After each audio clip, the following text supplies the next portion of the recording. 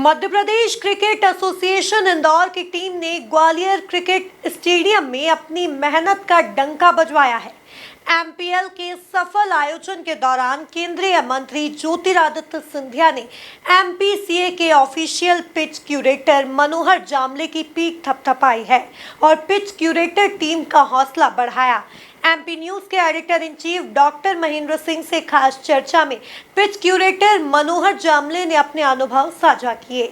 देखिए एक खास रिपोर्ट। मध्य प्रदेश में अब तक इंदौर के होलकर क्रिकेट स्टेडियम का ही डंका बज रहा था, लेकिन अब हिंदुस्तान के दिल में एक नहीं बल्कि दो ऑप्शंस तैयार हो गए हैं और क्रिकेट का नया गढ़ बनकर उभरा है ग्वालियर शहर। हाल ही में ग्वालियर ने एमपीएल की जो मेज़बानी की है उसके बाद तमाम क्रिकेट प्रशंसक ये कह रहे हैं कि इंदौर के साथ साथ ग्वालियर में भी क्रिकेटिंग फीवर और क्रिकेटिंग पैशन बेशुमार है। हमारे साथ मौजूद हैं एमपीसीए के ऑफिशियल पिच क्यूरेटर मनोहर जामले जी, जिनकी पीठ थपथपाई है केंद्रीय मंत्री ज्योतिरादित्य सिंधिया ने।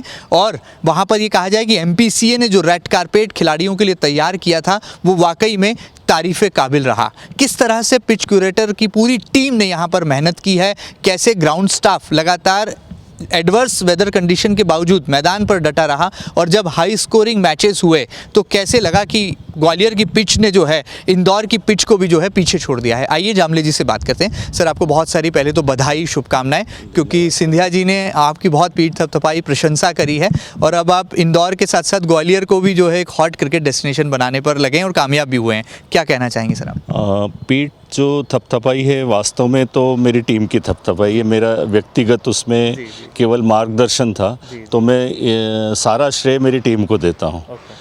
और रही बात एमपीएल के सफलतापूर्वक जो संपन्न हुए मैचेस, तो उसमें तमाम क्रिकेटिंग फैकल्टीज़ जो भी हैं, जो पंडित हैं सो कॉल्ड क्रिकेट के, उनको ये था कि इतनी बारिश में मैचेस मुश्किल हैं, हाँ। लेकिन फिर मैं वहीं जाता हूँ कि मेरी टीम ने जो अथक प्रयास किए हैं कि असंभव को संभव बनाया, मैच नहीं होने वाले मैचेस भी पूरे किए। और सबसे ज़्यादा उत्साह हमें जो गर्ल्स के जो पहली बार वुमेंस का जो क्रिकेट हुआ है उसके लिए हमें भी उत्साह था कि इनका मैच होना चाहिए।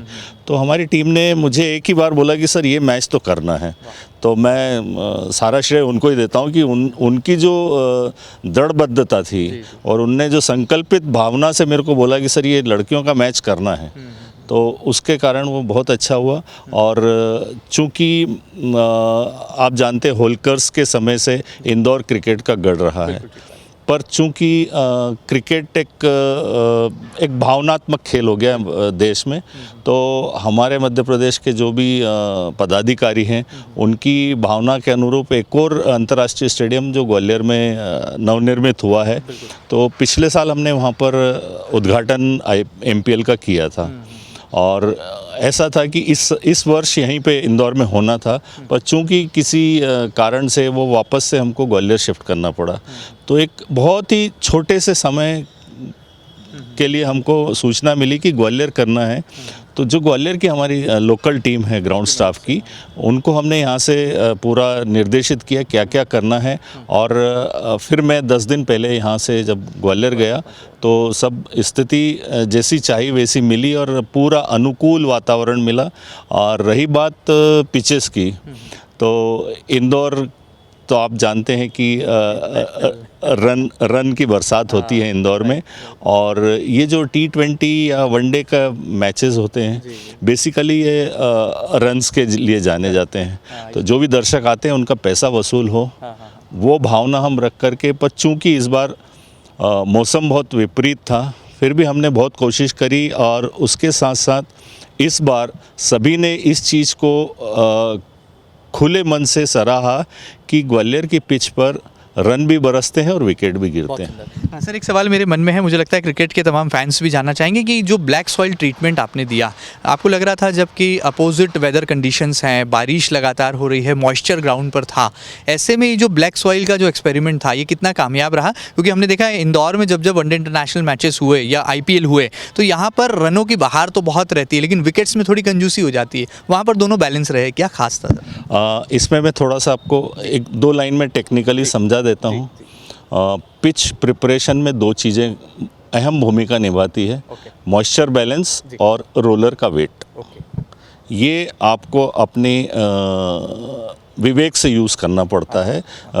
मौसम देख कर के मैच किस प्रकार का है, अगर आपने मॉइस्चर बैलेंस का काम सीख लिया और उस मॉइस्चर बैलेंस में आपको कौन सा रोलर यूज़ करना है तो परिणाम आपने देख लिया। क्या बात है, बहुत सुंदर। सर, किस तरह से आपको एक अवार्ड और रिवॉर्ड भी दिया, आपकी पूरी टीम को दिया इनफैक्ट, और मैं कहूँगा कि चूंकि कप्तान आप हैं, पिच क्यूरेटर आप हैं, ऑफिशियली तो आपकी मेहनत ही सामने से आई है, सराही गई है, तो कैसे आपको लगता है कि इससे हौसला अफजाई होती है? और अब ये माना जाए कि इंदौर के बाद अब ग्वालियर हमारे पास एक सेकंड विकल्प बनकर उभर गया है, क्या कहें? निश्चित रूप से अंतर्राष्ट्रीय क्रिकेट के पटल पर मध्य प्रदेश ही एक ऐसा राज्य है जहां पर 2 अंतर्राष्ट्रीय स्टेडियम हैं।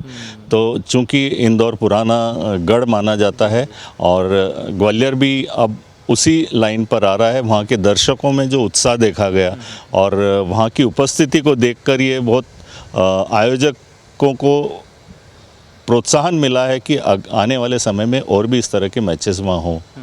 और दूसरी बात रही, आपने रिवार्ड की बात कही, तो रिवार्ड में हम लोगों को जो काम करते हैं हमेशा पर्दे के पीछे रहते हैं। लेकिन मैं एमपीसी और एमपीएल गवर्निंग काउंसिल का धन्यवाद देना चाहता हूं कि उन्होंने हमारे काम को अप्रिशिएट किया और हमको एक रिकग्निशन दी कि नहीं, आप भी अच्छा काम करते हैं। और उसका परिणाम ये हुआ कि हमें दोनों से, एमपीएल से और एमपीसीए से, मेरी पूरी टीम को रिवॉर्ड की घोषणा की गई। सर, एक आखिर में हमने देखा कि जब आखिरी की फाइनल सेरेमनी थी तो पूरा सिंधिया परिवार जो है ग्राउंड पर नजर आया। खुद महारानी साहिबा भी थी, केंद्रीय मंत्री ज्योतिरादित्य सिंधिया थे, उनके बेटे महान आर्यमन सिंधिया थे। कैसे उन्होंने आपकी प्रशंसा की, उनसे क्या इंटरेक्शन रहा और कितना उनको लगा कि आपकी मेहनत, एमपीसीए की मेहनत, इंदौर की टीम की कड़ी मेहनत ग्वालियर को जो है एक हॉट क्रिकेट डेस्टिनेशन बनाने में कामयाब रही?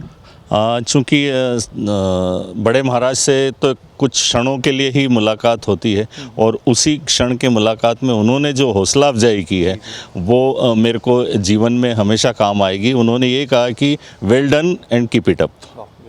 और छोटे महाराज यानी कि महान महाराज तो उनसे अमूमन रोज़ मुलाकात होती थी और हमेशा कहते थे बहुत अच्छा हो रहा है, किसी चीज़ की कुछ हो तो मेरे से ज़रूर बताइए।